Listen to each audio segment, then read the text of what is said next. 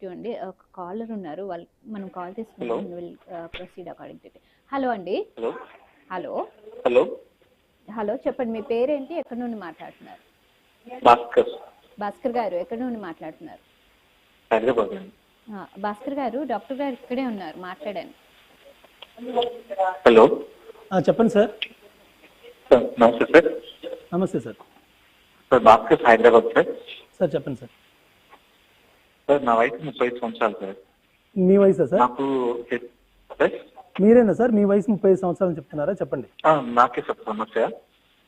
నాకు సిగరెట్లు కానీ స్మోకింగ్ కానీ డ్రింకింగ్ కానీ అలవాట్లు ఏం లేవు సార్. ఓకే.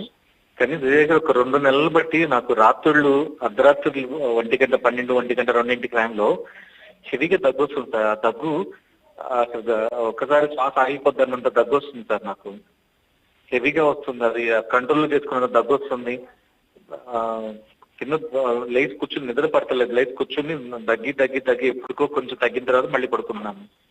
ఎంత తగ్గినా అది ఈ దగ్గి దగ్గి లంగ్స్ అంతా నొప్పి వస్తున్నాయి కానీ దగ్గర మటుకు ఆగట్లేదు, ఊపిరి తిప్పి లేకుండా వస్తుంది దగ్గు కూడా. పిల్లి కూతులు వస్తున్నాయి. నేను ఇప్పటివరకు ఎక్కడ చూపించుకోలేదు, కామన్ లాగా వస్తుందేమో అనుకుంటున్నాను. చూపించుకోవాలా? అది దేని సమస్య చెప్తారా సార్? నేను ఇందాకే ఎక్స్ప్లెయిన్ చేశాను సార్. స్మోకింగ్తో సంబంధం లేకుండా ఆస్తమా వచ్చేదానికి ఛాన్స్ ఉంటుందండి. చిన్న పిల్లల నుంచి ఎల్డర్లీ పీపుల్ ఏ వయసులో అయినా ఆస్తమా రావచ్చు. Childhood asthma, adult onset asthma, elderly asthma different types ఉంటాయండి, ఎప్పుడైనా రావచ్చు. సో మీరు రీసెంట్గా ఏమన్నా ట్రావెల్ చేసినా, when you had a recent Covid infection, upper respiratory tract infection, లేదంటే మీకు ఊరికే నైట్ టైమే ఓన్లీ కాఫ్ రావటం, పిల్లి కూతలు రావటం, ఇవన్నీ కూడా ఎయిర్వే డిసీజ్ ప్రాబ్లమ్స్ అండి. అర్థమైందా? సో ఆస్తమా అయ్యేదానికి ఛాన్స్ ఉంటుంది. But before that we need to take pulmonologist opinion like us and then see వాళ్ళు ఎక్స్రేలో ఎందుకు ఇంత దగ్గు వస్తుంది, ఎక్స్రే చూసుకొని అదర్ అబ్నార్మాలిటీస్ ఏమైనా ఉన్నాయో లేదో చూసుకొని రూల్ అవుట్ చేసుకోవాలి.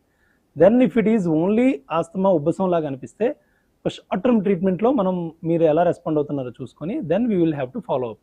ఎందుకంటే 2 months ఈజ్ వెరీ హై అండి. యాక్చువల్లీ 2 weeks కంటే కాఫ్ ఉంటే 100% పల్మనాలజిస్ట్ని రివ్యూ చేయాలి. థ్యాంక్ యూ అండి. సో తిని ఇలా రాత్రంతా బాధపడుతూ చాలామంది ఈవెన్ దినం అంతా బాగానే ఉంటారు, సాయంత్రం అయ్యేసరికి దే విల్ స్టార్ట్ సఫరింగ్. అసలు ఈవినింగ్ తర్వాత ఎందుకు సఫికేషన్ వస్తుంది? నైట్ టైమ్ ఆస్తమా మెయిన్ కాజే నైట్ టైం నాక్టర్నల్ కాఫ్ అండి. ఓకేనా? నైట్ టైం వీజింగ్ రావడం.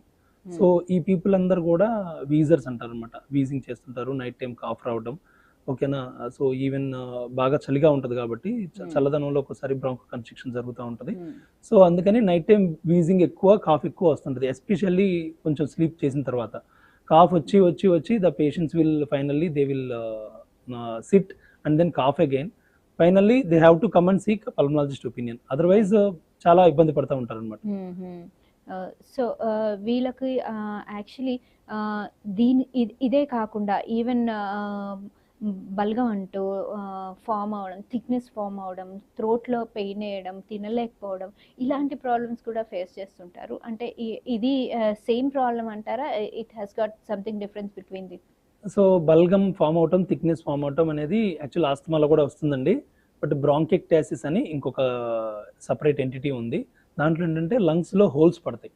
డిఫరెంట్ రీజన్స్ ఉన్నాయి దానికి. ఇన్ఫెక్షన్ వచ్చి లంగ్స్లో హోల్ పడడం, కంజెనిటల్గా అంటే పుట్టుకతోనే కొంతమంది హోల్స్ పడడం, తర్వాత ఈ ఏబిపిఏ అని చెప్పాను కదా, ఆస్తమా రిలేటెడ్ ఏబిపిఏలో హోల్స్ పడడం, ఇలా డిఫరెంట్ రీజన్స్, ఇన్ఫెక్షన్స్ వల్ల, టీబీ వల్ల, ఎన్టీఎం, ఇలా చాలా ఉంటాయి. సో వాళ్ళలో ఏంటంటే అది పర్మనెంట్ డ్యామేజ్ జరుగుతుంది వాళ్ళకి హోల్స్లో.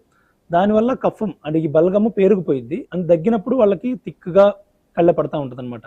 వాళ్ళకి కీప్ ఆన్ అదొక ఫ్యాక్టరీ లాగా కంటిన్యూస్గా పడతా ఉంటుంది. సో వాళ్ళని మనం ప్రాపర్గా ఎవాల్యుయేట్ చేసుకోవాలి. వాళ్ళకి స్టిల్ ఇన్ఫెక్షన్ కంటిన్యూ అవుతుందా, లేకపోతే ఇన్ఫెక్షన్ తగ్గిపోయిన తర్వాత కూడా కఫ్ వస్తుందా చూసుకోవాలి. చూసుకొని దాన్ని ట్రీట్మెంట్ చేసి దాంట్లో క్రిములు ఏమైనా ఉంటే దాన్ని ఎరాడికేట్ చేసుకొని తర్వాత వాళ్ళని చెస్ట్ ఫిజియోథెరపీ, వాళ్ళకి ఫిజియోథెరపీ మంచిగా ఇస్తే కఫం అంతా బయటకు వచ్చింది, వాళ్ళు ఫ్రీ అయిపోతారు అనమాట. మెయిన్ గా చెస్ట్ ఫిజియోథెరపీ ఎయిర్వే క్లియరెన్స్ అనమాట ఆ బ్రాంకెక్టాసిస్ లో. సో ఇది ఎవ్రీ ఇంటర్వెల్ అంటే ఎవ్రీ సీజనల్ టైంలో ఇది రావడం సహజంగా చూస్తూ ఉన్నాం. అంటే especially who are lesser immune or asthma patients కానీ ఇలాంటి వాళ్ళు ఎంత మెడిసిన్స్ తీసుకున్నా మళ్ళీ అగైన్ నెక్స్ట్ ఇయర్ వచ్చేసరికి మళ్ళీ అదే ప్రాబ్లం అరైజ్ అవుతూ ఉంటుంది. So what are the precautions they have to take? I have already told you, asthma ఉన్నప్పుడు ఏంటంటే పేషెంట్కి రిపీటెడ్ ఇన్ఫెక్షన్స్ వస్తున్నాయి అనుకోండి. సో నేను ఇంతకు ముందే చెప్పాను, ఇన్హేలర్ వాడడం అనేది చాలా మంచి విషయం. వాడి మనం డిసీజ్ని కంట్రోల్లో పెట్టుకోవాలి, నెంబర్ 1. నెంబర్ 2, ప్రికాషన్స్, మాస్క్లు యూజ్ చేయటం, అవాయిడ్ కాంటాక్ట్ విత్ పబ్లిక్, అంటే major areas during that time. And winter సీజన్లో యూబీ సేఫ్ ఉండాలి. అండ్ కూల్ డ్రింక్స్ తాగకూడదు, అండ్ చల్ల వాటర్ కానీ చల్లటి తాగకూడదండి. ఇట్ విల్ ఎగ్జాజర్బేట్, ఐస్ క్రీమ్స్ అంటే ఇవన్నీ ఎగ్జాజర్బేట్ చేస్తుంటాయి అనమాట. ఇది కాకుండా కామన్ గా వచ్చే ఇన్ఫెక్షన్స్, ఇన్ఫ్లుయెంజా, సపోజ్ ఇన్ఫ్లుయెంజా అనేది కామన్ కోల్డ్, దానికి మనం వ్యాక్సిన్స్ ఉన్నాయి మనకి. నిమోనియాకి కూడా నిమోకొక్కల్ 23, నిమోకొక్కల్ 13 అని వ్యాక్సిన్స్ ఉన్నాయి. రీసెంట్ గా PCV20 అని కొత్త వ్యాక్సిన్ కూడా వచ్చింది. ఇది కాకుండా షింగిల్స్ వ్యాక్సిన్, అంటే మనకి ఒంటి మీద కొంచెం వైరల్ ఇన్ఫెక్షన్స్ లాగా వస్తాయి అనమాట, అది లంగ్లో కూడా వస్తుంది. ఆ ఇన్ఫెక్షన్ కూడా మనకు వ్యాక్సిన్స్ ఉన్నాయి. సో వ్యాక్సిన్ వేసుకోవడం వల్ల కామన్గా వచ్చే ఇన్ఫెక్షన్ ఏమో ఫ్యూచర్లో మనకు వస్తుందేమో, ఎందుకంటే మన లంగ్ ఆల్రెడీ ఇబ్బంది పడుతుంది, మనకి ఇన్ఫెక్షన్ వస్తే మళ్ళీ ఇబ్బంది పడతామని మనం ఆ వ్యాక్సిన్స్ వేసుకుంటే అట్లీస్ట్ ఆ ఇన్ఫెక్షన్స్ మనం అవాయిడ్ చేయొచ్చు. So the repeated